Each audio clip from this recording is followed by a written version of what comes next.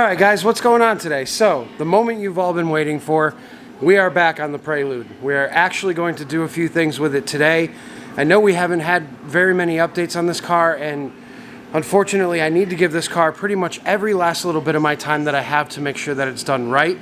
And the way our business operates here is we're constantly busy with customer vehicles and other customer vehicles and more customer vehicles.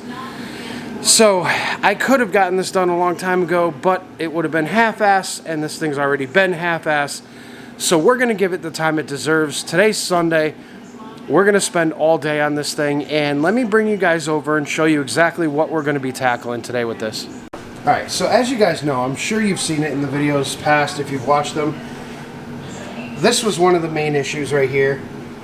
This is the passenger side motor mount.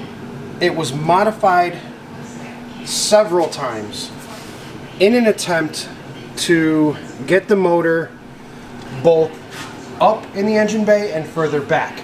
Now the problem with the 5th gen Prelude is that these rails right here are slightly different from the 4th gen. This K-member or cross member or whatever you want to call it is slightly different than the 4th gen.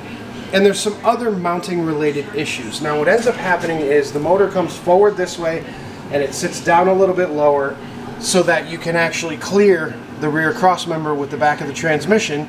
And also you need a spot over here to clear the exhaust manifold, which we are going to end up making because there's nothing that clears that large of a subframe.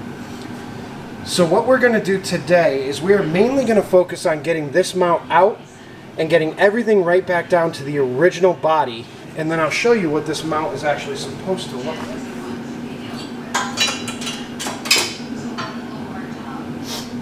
Alright, so get ready for this, guys. So this is what it looks like now. And this is what it is supposed to look like. So you can kind of see the difference there. Now, you notice those holes in the body right there, and that this mount actually lines up with those holes. So you're supposed to put this in, lined up with those holes, and when we line up with the holes, we end up pretty much exactly where the other mount is, which is confusing to me as to why they would do what they did with the craziness other than trying to lift the motor up a couple of inches, which in turn caused a lot of drama in this engine bay. Basically, we had the engine on this side, the power steering pump was hitting the hood. The hood would not close all the way.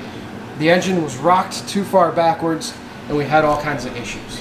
So, our goal for the day, if we should choose to accept it, oh wow, you guys are crooked. There we go. Our goal today, I got a bolt stuck in my shoe. Good God. Our goal today is to clean this place up and get that thing cleaned up, because that thing is an absolute disaster. I mean, I see things every day, and I could sit here for hours and tell you guys about the craziness that I see with these cars. This one kind of takes the cake, but we're going to fix it. We're going to make it right. Our goal for today is get that mount cut out. I'm going to time-lapse a lot of this stuff because it's just very, very tedious work. We're going to have to cut that mount out. We're going to have to grind down the whole surface. We're going to have to mount the new one in. We're actually going to have to put the engine back in so we can get the mount placement proper and correct before we weld anything in. And then hopefully we'll get the suspension back together. We'll get everything in so that we can roll this car around and not have to move it around the shop on a jack. And that'll be another step of progress. And then once we tackle that, guys, we have a whole bunch more to do. In the last video I showed you guys, there's a whole bunch of strip bolts on the motor. Motor mounts are stripped out. Bolts are stripped out, nuts are stripped out, mounts are cracked, mounts are broken, mounting points are broken. So it's going to be a process, but I want to try to at least today get that mount out, get it cut out, get everything prepped, get the engine back in the car. With the engine in the car, we can then reinstall the suspension and get this thing mobile so that I can move it around the shop without literally having to jack up the front end and move it around on jack and drop it on jack stands. But that's where we're at. So what I'm going to do now, set you guys up on the GoPro. We'll get that mount cut out of there. I'll bring you guys back in with this camera when everything is all said and done, when we've got that mount out, and then we'll go through mounting the new one and see how that works.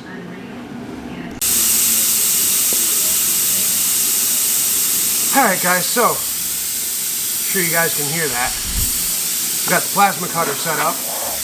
Now, plasma cutter, there we go. Plasma cutter is going to be the easiest way to get this bracket out of here because of all the fuckery that's going on with it. So what we're going to do is we're literally just going to cut here.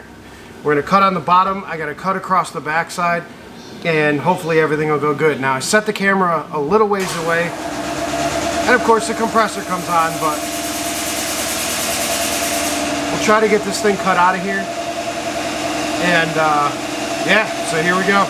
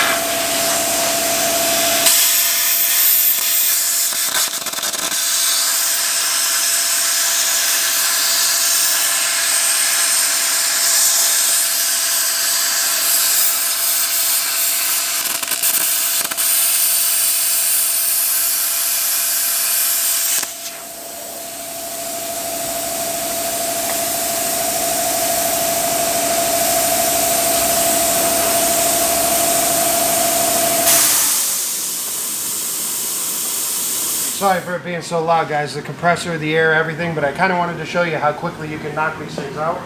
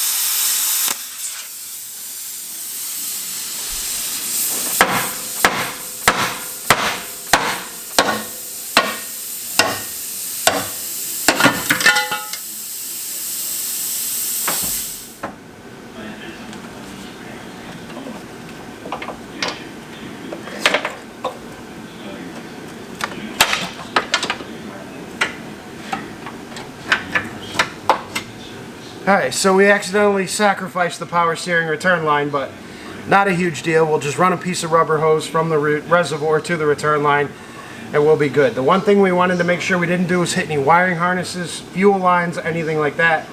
Pressure hoses, you name it.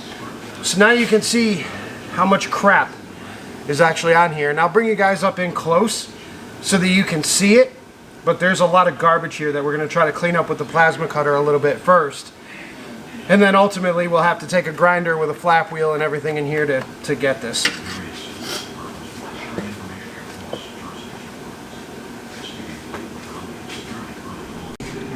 Alright guys, so here's kind of a close-up. Let's see if we can get that to focus a little bit better. There we go. How bad this thing actually is. You can see, I don't know what was done there. You can see the level of weld metal that's there. And now mind you, this is all welded to tin body panels basically. So we got our work cut out cleaning this up. So here's where we're at. We got all of that ground off of there. And yes, we ended up having to cut out the entire part of the strut tower because that right there is what, and just to give you an idea of size of that, that is all weld material. That has got to be the most disgusting thing I've ever seen. Oh, there we go. In my life. So that is absolutely terrible. So now we're going to make a little patch and we'll shape it and we'll form it in there. We'll weld it in, make it look pretty. And then this mount, which is right here, is actually going to go right about in that general vicinity. And that is what it's supposed to look like. Not the craziness that was before. It's just a nice simple little mount. So what we're going to do now is I'm going to run over here to where the engine is so gladly sitting. And we're going to try to fix some of these bolts. We're going to put the new trans mount on right there. We'll put the new mount in the rear. We'll fix the mount over here. And then we're going to drop the engine back in. We're going to put it into that mount on the driver's side and the rear mount. And then once we get that done, we will then place this mount, tack weld it in place, pull the engine back out. And then we should be able to put a good weld down on that, a nice looking weld down on that bracket. Get the engine in and positioned, and then get all the suspension back together.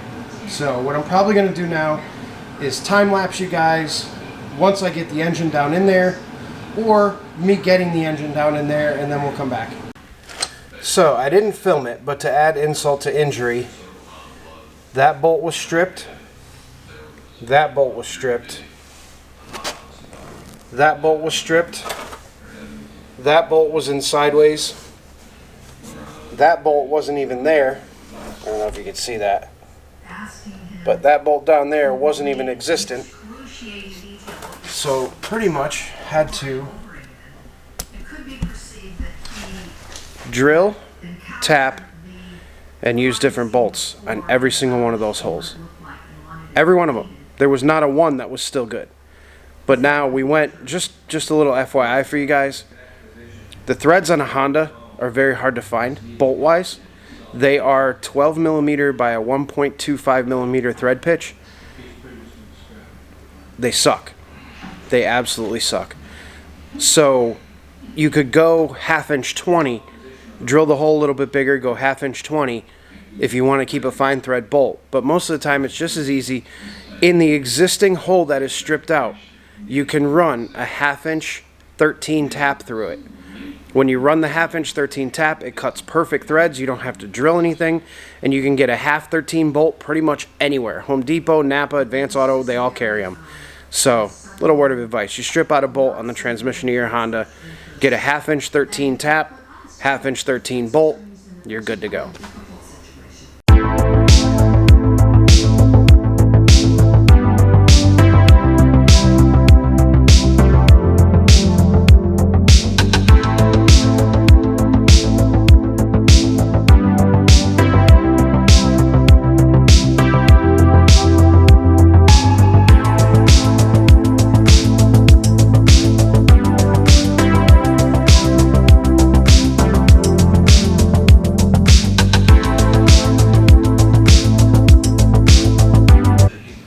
And there we go, boys and 0.01% girl.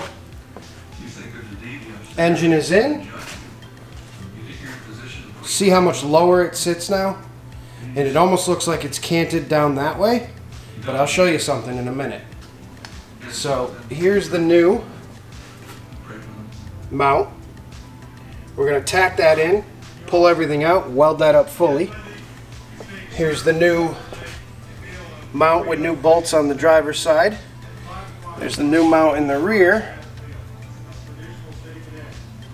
And now, what I want you guys to notice is we will put our level across the car.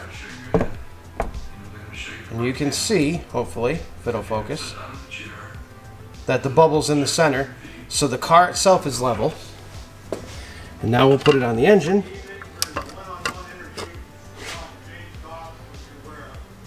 And there we go. Engine's level too. Perfect.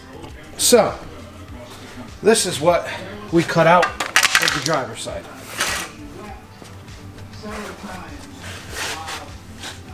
That is horrible. Here is a close-up of the other motor mount. Again, horrible. And now, it sits where it should. It's no longer rocked back so far anymore. And if we're lucky, it appears as though everything sits just below the hood line. So we may have a little bit of a clearance issue right there, but I think it should be okay. I think there's a spot in the hood where there's some webbing missing anyway, so that should fit just fine. So we're gonna start getting that mount welded up. Gonna do all that stuff. Motor's back in, guys. This is super exciting. The rest of this, I'm not gonna show you tonight because it's boring. It's suspension stuff.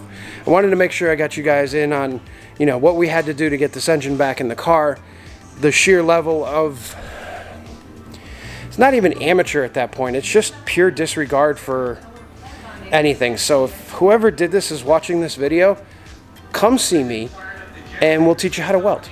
And I don't mean that to be rude or mean or anything like that, but please, if you did that and you're watching this video, come see me and we'll go through some lessons on how to properly weld things. All right, guys, I am calling it for the night. I'm gonna put the suspension back in this thing real quick and then probably push it forward, bring everything else in and go home. So I will see you guys later.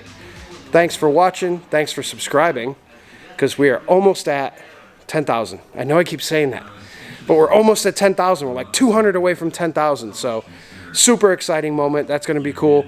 Hope you guys enjoy this Prelude content. We're getting very close to it being done. All the major fab stuff is done. So yeah, we're good. I don't know what to say from this point other than have a good night, everybody.